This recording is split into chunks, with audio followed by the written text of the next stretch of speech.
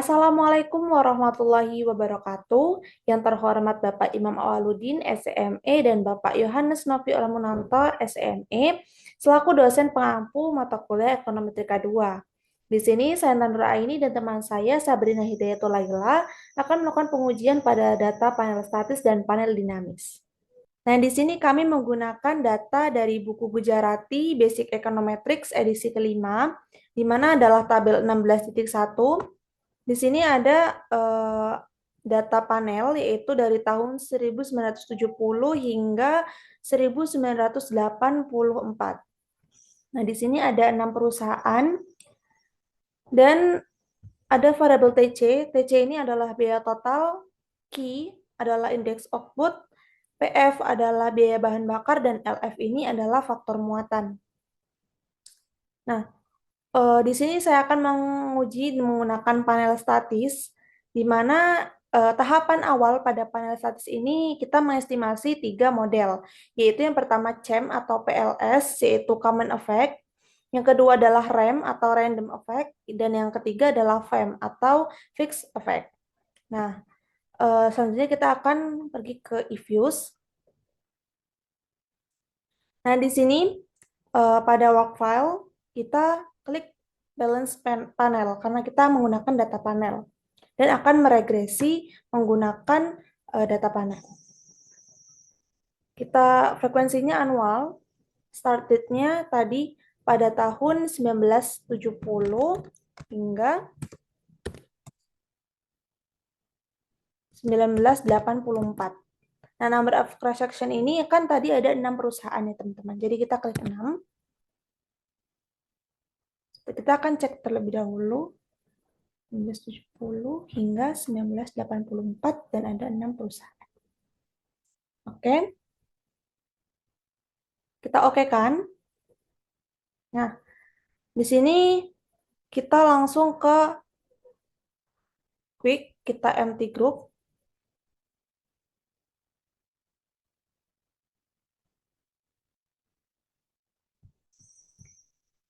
Nah, kita pergi ke Excel tadi. Lalu kita copy. Nah, copy-nya ini hanya variabel-variabelnya saja teman-teman, yaitu TC, Q, PF, dan LF.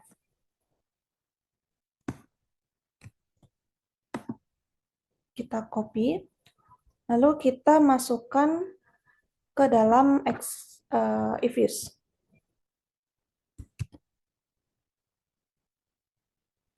Nah, kita bisa rapikan dengan menggunakan display format, lalu kita signifikan digit. Lalu kita oke kan. Nah, di sini udah tertera ya teman-teman, yaitu TC, Q, PF, dan LF. Nah, langkah selanjutnya kita akan mengestimasi menggunakan PLS atau CHEM. Nah, langkah selanjutnya kita akan mengestimasi CHEM atau PLS ya teman-teman. Kita pilih proc, lalu kita make equation. Nah, di sini ada panel option ya teman-teman. Nah, panel option ini kita memilih untuk menggunakan fix, random, atau tidak ada panel optionnya. Atau kita biasa disebut dengan CHEM atau PLS. Fix ini adalah FEM, random adalah RAM. Nah, kita kan akan menguji PLS atau CHEM ya teman-teman. Jadi kita panel optionnya ini kita non-kan, lalu kita oke. Nah, di sini sudah tertera yaitu estimasi dari CHEM atau PLS. Kita nama terlebih dahulu, kita beri nama. Oke. Nah, ini kita sembunyikan dulu teman-teman. Dan langkah selanjutnya adalah estimasi RAM atau random. Nah, kita klik proc lagi, lalu kita make equation lagi. Nah, di sini panel optionnya kita ganti dengan random atau kita bisa disebut dengan RAM untuk pengujiannya. Kita klik random, lalu kita oke kan. Nah, di sini tertera hasil estimasi dari RAM atau random effect. Kita beri nama.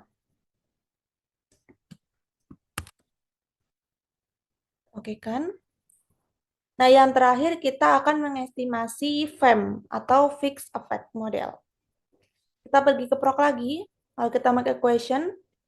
Nah, panel option ini kita ganti dengan Fixed Effect atau Fixed. Kita oke kan? Nah, di sini sudah tertera hasil dari estimasi dari FEM ini. Kita boleh namakan terlebih dahulu.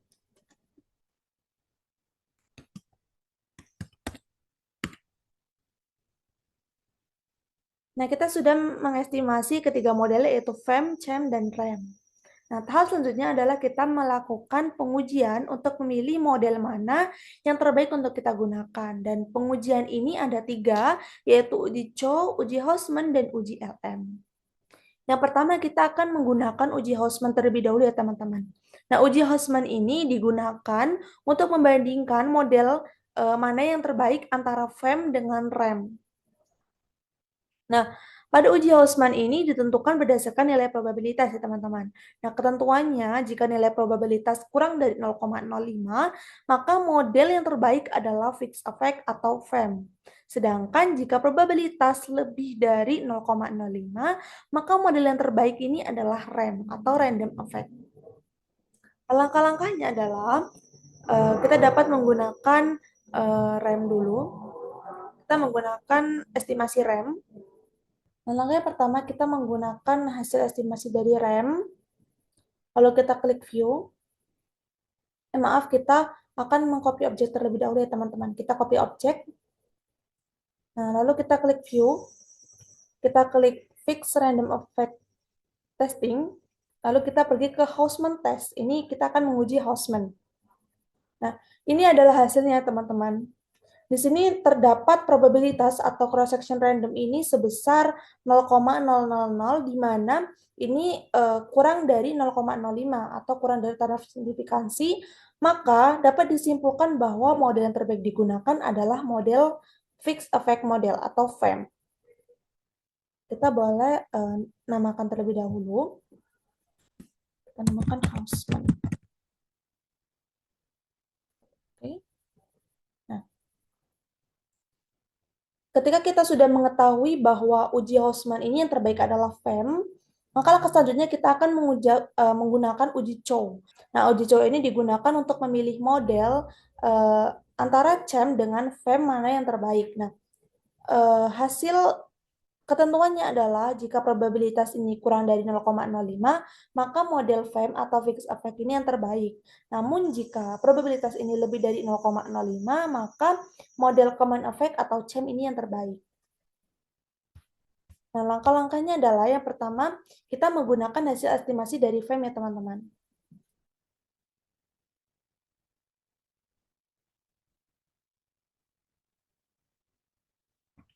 Nah, di sini kita menggunakan FEM. Lalu kita copy objek terlebih dahulu. Nah, di sini kita klik view. Lalu kita fix random effect testing. Nah, di sini kita menggunakan ini, hidden dan fix effect atau likelihood ratio. Dan di sini kita sudah mengetahui hasilnya dari uji Chow ini, di mana probabilitas dari cross section chi-square ini adalah 0,0000, di mana ini lebih kecil daripada taraf signifikansi, yaitu lebih kecil daripada 0,05. Nah, ini menunjukkan bahwa model yang tepat digunakan adalah Fixed Effect Model atau FEM. Kita beri nama terlebih dahulu.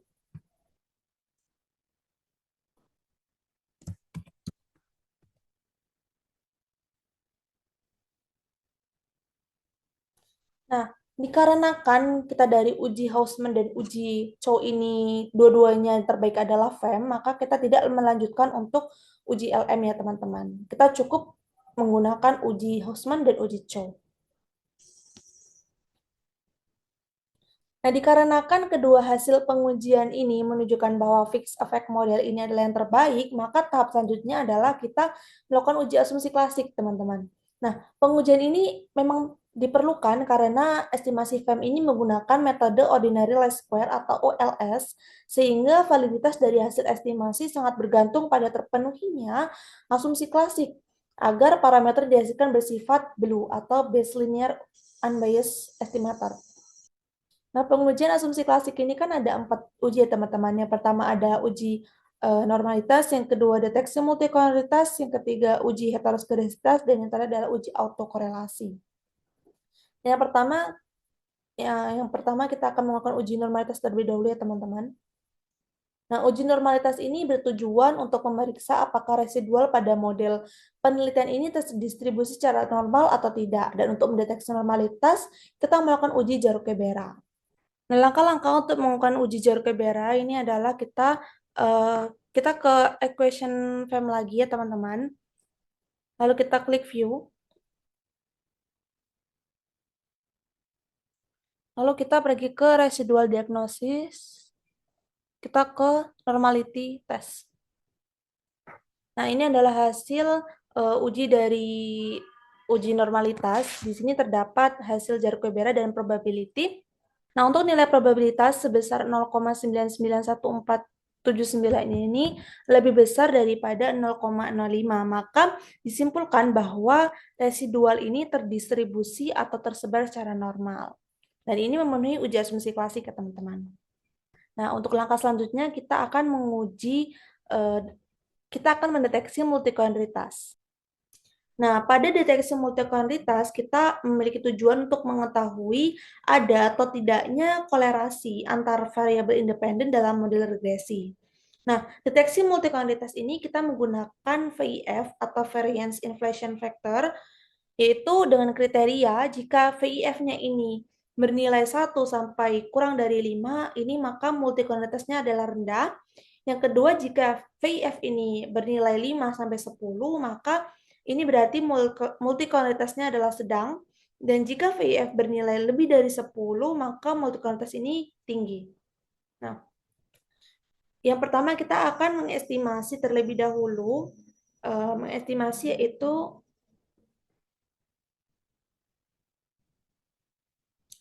baik, yang pertama kita akan mengestimasi VIF untuk variabel key, di mana variabel key ini menjadi variabel terikat ya teman-teman. Nah, yang langkah pertama adalah kita menggunakan estimasi dari FEM ya teman-teman. Karena kan kita sudah memilih model FEM yang terbaik, kita menggunakan FEM. Nah, yang pertama kita bisa ke objek, lalu kita copy objek. Nah, di sini kita akan mengestimasi dengan key sebagai variabel dependent atau terikat. Kita pergi ke proc, kita estimate. Nah, kita TC-nya ini kita hilangkan karena kita tidak memerlukan TC untuk estimasi ini. Lalu C-nya kita bisa pindahkan ke sebelah key ya teman-teman. Kita klik OK. Nah, ini adalah hasil VIF dari variabel key sebagai variabel dependent atau terikat. Diketahui bahwa nilai R-square-nya ini adalah 0,940489 dengan menggunakan rumus VIF yaitu 1 per 1 min R-square dengan hasil 16,80366161, di mana nilai ini adalah lebih dari 10 ya teman-teman. Maka hasilnya adalah multikoloritasnya tinggi atau adanya masalah multikoloritas. Kita bisa namakan terlebih dahulu.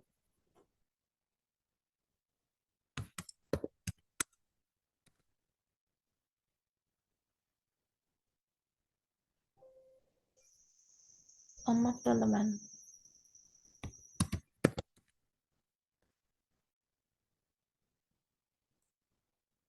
Nah, kita sudah mengestimasi VIF dari key. Lalu yang selanjutnya kita akan mengestimasi VIF dari PF atau PF ini sebagai variabel terikat atau dependennya teman-teman. Kita pergi ke copy object terlebih dahulu lagi teman-teman.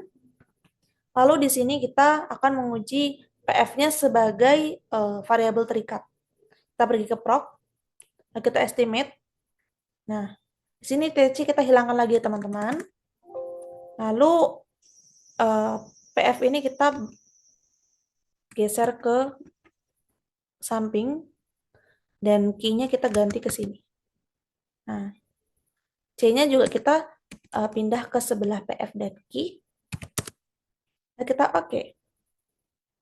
Nah, ini adalah hasil dari VF dengan PF sebagai variabel dependen atau terikat. Nah, di sini diketahui bahwa R-square-nya ini sebesar 0,516183. Nah, dengan rumus VF tadi, maka hasilnya adalah sebesar 2,0668979.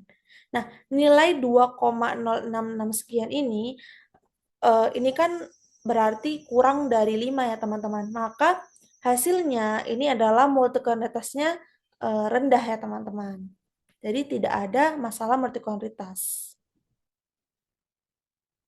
Nah, kita boleh namakan terlebih dahulu.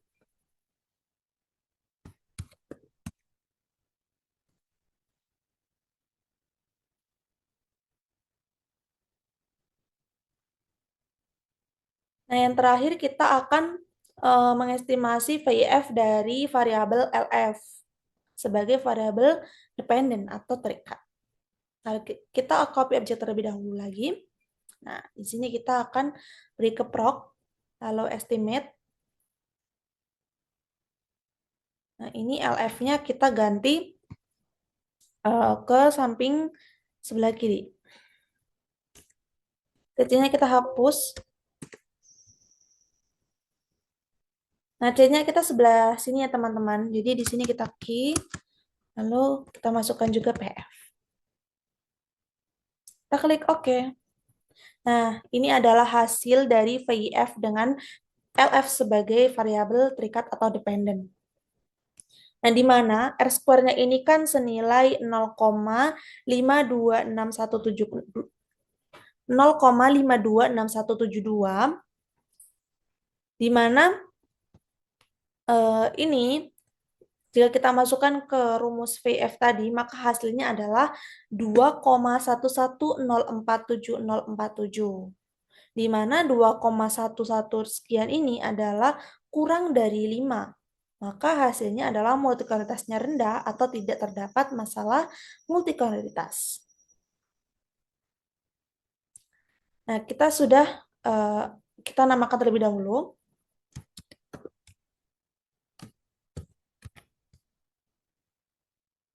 Nah, kita kan sudah mendeteksi multikoloritas ya teman-teman. Nah, langkah selanjutnya kita akan menguji autokorelasi.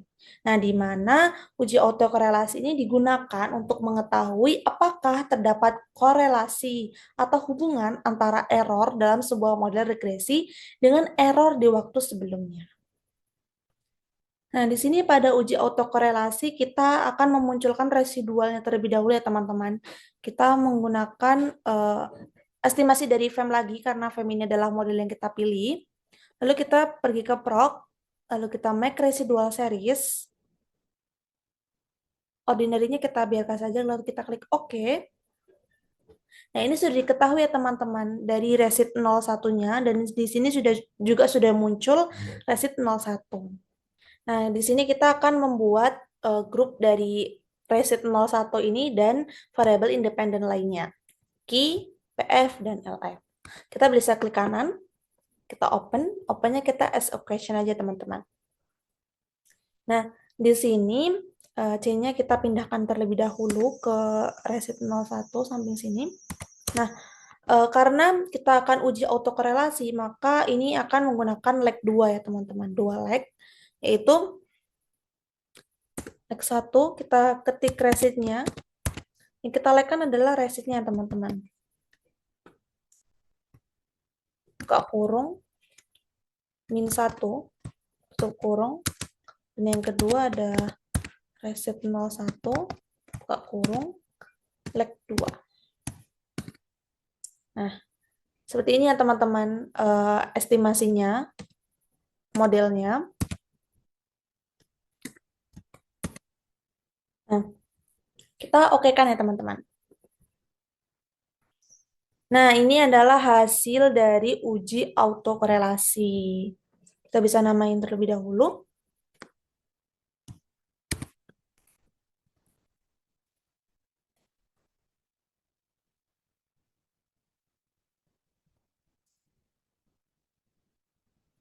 Nah, pada hasil uji autokorelasi ini, teman-teman. Nah, ini dapat kita lihat ya, teman-teman. Hasil dari R-square-nya ini adalah senilai 0,479527. Nah, di sini kita juga akan menghitung C kuadratnya, teman-teman. Nah, C kuadrat hitung ini kita menggunakan rumus N. N ini adalah observasi, dan R square ini adalah hasil dari R square-nya tadi ya, teman-teman. Nah, observasinya ini kan ada 78 observasi ya, teman-teman. Di sini. Nah, ini kita ada 78 observasi.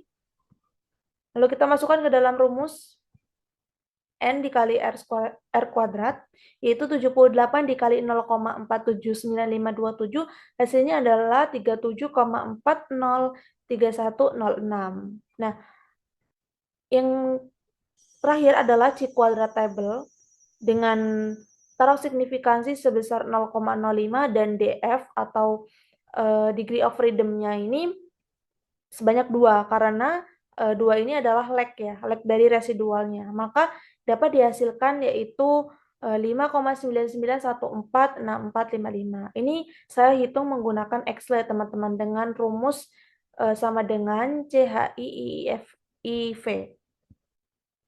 Nah, dalam grafiknya ini adalah C kuadrat dari tabel dan ini adalah C kuadrat dari hitung. Dia berada di daerah sini adalah tolak H0. Dikarenakan C kuadrat hitung lebih besar daripada C kuadrat tabel, maka H0-nya ditolak dan ini menunjukkan adanya autokorelasi. Nah, dikarenakan ini ada autokorelasi, maka kita ada penyembuhannya. Nah, penyembuhannya ini kita dilakukan dengan menambahkan panel option, yaitu cross section weight. Langkah-langkahnya adalah kita pergi ke IFIS terlebih dahulu. Nah, untuk langkah-langkah uji autokorelasi, kita di sini menggunakan equation FEM ya teman-teman. Nah, di equation FEM ini kita copy object. Nah, untuk penyembuhan autokorelasi, kita pergi ke proc, lalu kita ke estimate. Nah, di sini panel optionnya kita ganti dulu ya, teman-teman. Nah, Gales weight ini kita ganti dengan no weight. Lalu covariant metodenya ini kita ganti menggunakan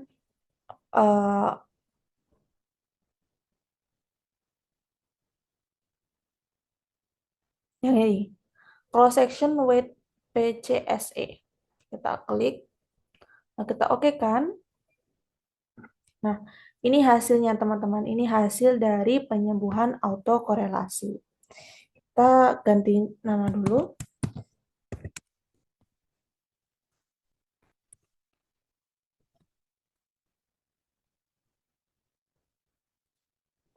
Oh, maaf, teman-teman.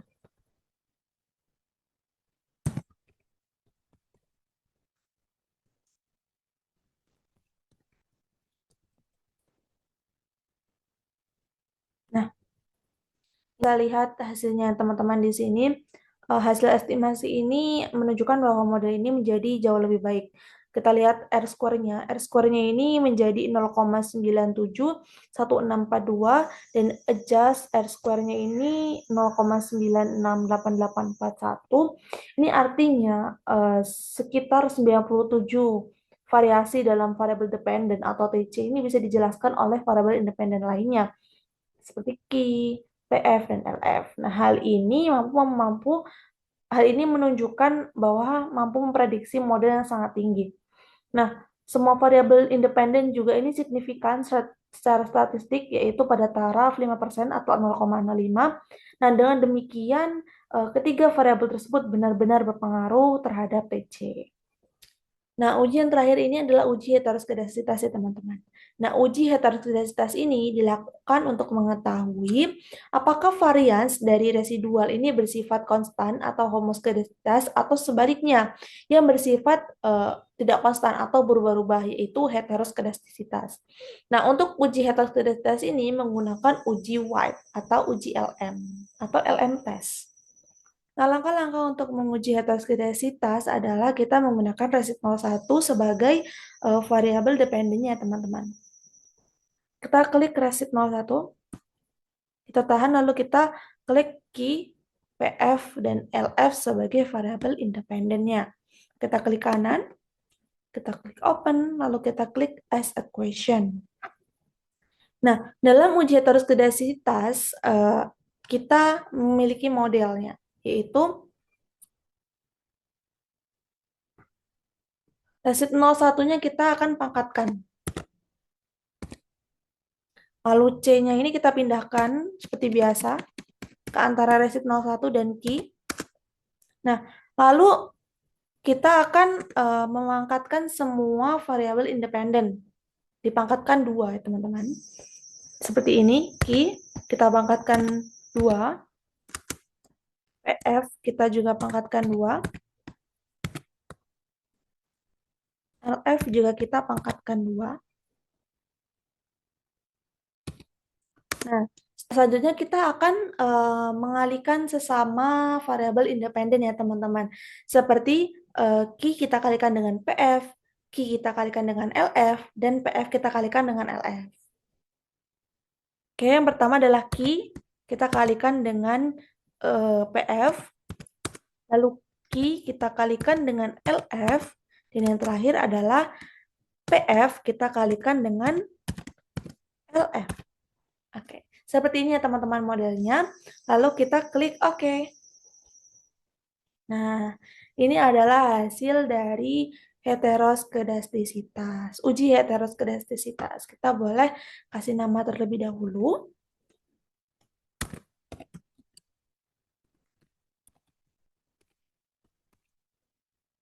Klik OK. Nah, dari hasil estimasi uji heteroskedasitas ini, kita memperoleh nilai R square sebesar 0,498028. Nah, seperti uji autokorelasi tadi, kita juga mencari C kuadratnya, teman-teman. Nah, C kuadrat hitungnya seperti autokorelasi tadi, kita juga menggunakan rumus yaitu N dikali R square atau R kuadrat. Nah, N-nya itu adalah 90 karena di sini kita menggunakan 90 observasi ya, teman-teman. Nah, ini. Kita menggunakan 90 observasi. Jadi 90 observasi ini kita kalikan dengan R square yaitu 0,498028 dan dihasilkan yaitu nilai 44,82252. Nah, C kuadrat tabelnya ini dengan taruh signifikansi sebesar 0,05 dan degree of freedom-nya adalah 9. 9 ini kita dapat dari banyaknya variabel bebas dalam regresi auxiliary yang tadi ya teman-teman. Nah, maka kita hasilkan adalah 16,9189776. Ini juga menggunakan rumus Excel ya teman-teman yang sudah saya jelaskan tadi di autokorelasi. Nah, di sini di grafiknya yaitu 16,919 ini adalah C kuadrat tabel dan ini adalah C kuadrat hitung. Dikarenakan C kuadrat hitung ini lebih besar daripada C kuadrat tabel, maka ini H0 ditolak, yaitu menunjukkan adanya heteroskedastisitas. Nah, dikarenakan adanya heteroskedastisitas, kita akan melakukan penyembuhan terhadap uji heteroskedastisitas ini.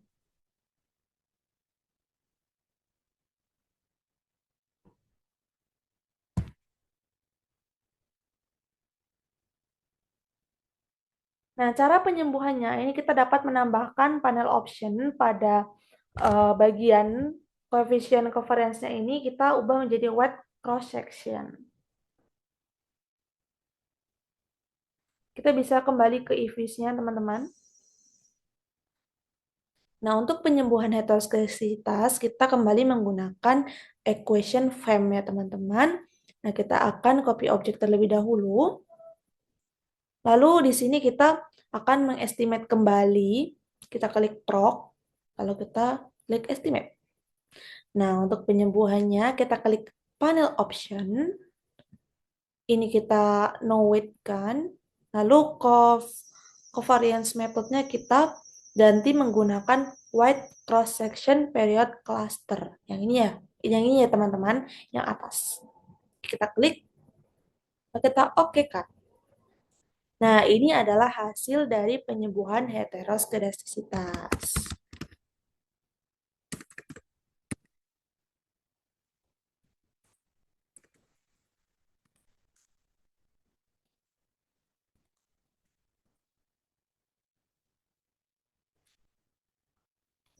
Nah, pada hasil estimasi ini, kita sudah melakukan perbaikan terhadap masalah heteroskedasitas menggunakan metode weight cross section sehingga nilai standar error yang dihasilkan ini lebih robust. Nah, dengan demikian, meskipun data panel dari awalnya itu terindikasi memiliki heteroskedasitas, koreksi ini memastikan bahwa hasil estimasi tetap valid dan dapat dipercaya untuk penarikan kesimpulan. Nah, hal ini terlihat dari nilai probabilitas semua variabel independen yang signifikan terhadap taraf dari 5% atau 0,05 serta nilai R-square-nya yang tinggi. Nah, sehingga model ini dapat dijelaskan dengan baik. Oke, sekian penjelasan panel statis dari saya. Untuk panel dinamis akan dijelaskan oleh teman saya.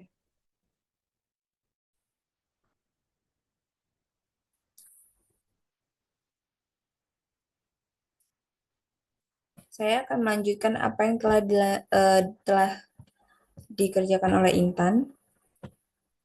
Kali ini saya akan menjelaskan tentang analisis data panel dinamis. Dengan tabel 16.1, saya akan mengujinya menggunakan stata.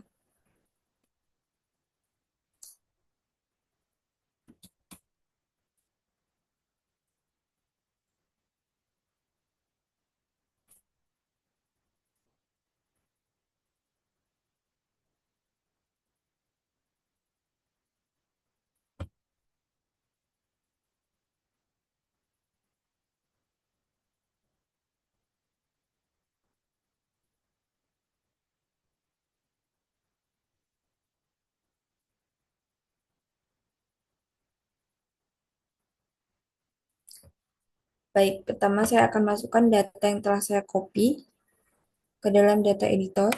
Lalu saya ctrl-v. Pertama kita xtset from here.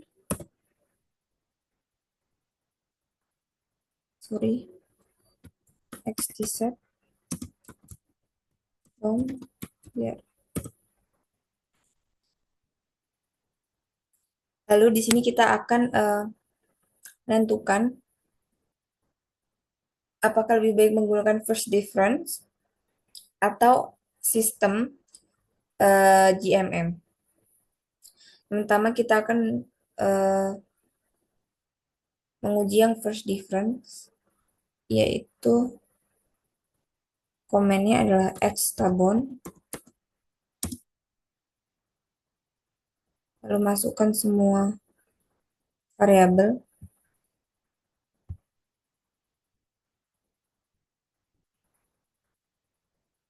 dan two step.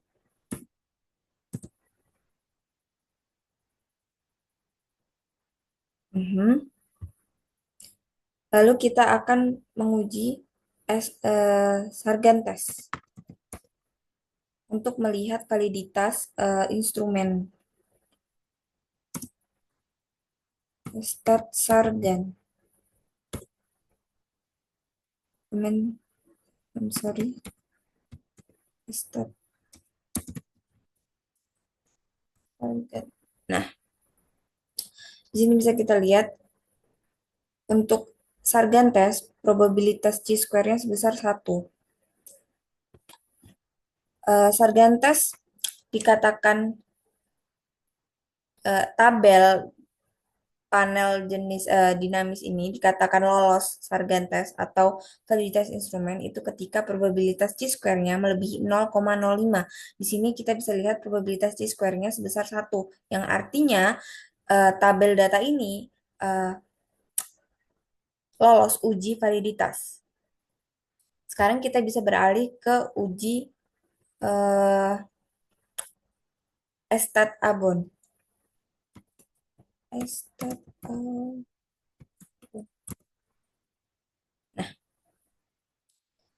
Bisa terlihat Arellano-Bond test for zero autocorrelation atau autokorelasi.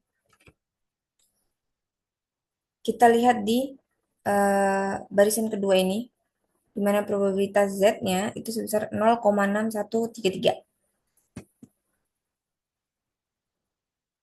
Tabel itu dikatakan tidak memiliki autokorelasi apabila probabilitas Z ini melebihi 0,05. Kita tahu di sini tertulis 0,6133, yang artinya tabel data ini lolos uji autokorelasi.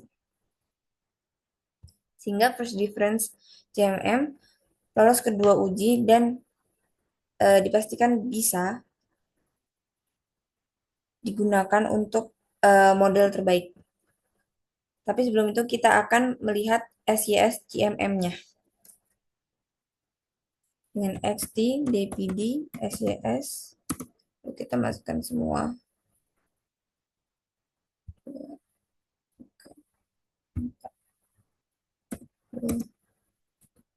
Two step.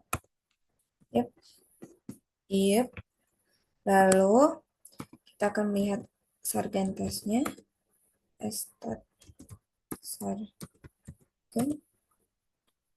Di sini bisa kita lihat Estat Sargannya sama sebesar 1 seperti first difference. Kita ke Estat Abon. Di sini ada perbedaan dengan yang first difference.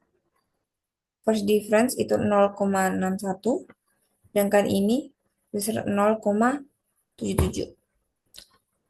Keduanya sama-sama lolos uji, tapi pada kasus ini karena pada data ini observasinya hanya 6, akan lebih baik jika kita menggunakan model first difference.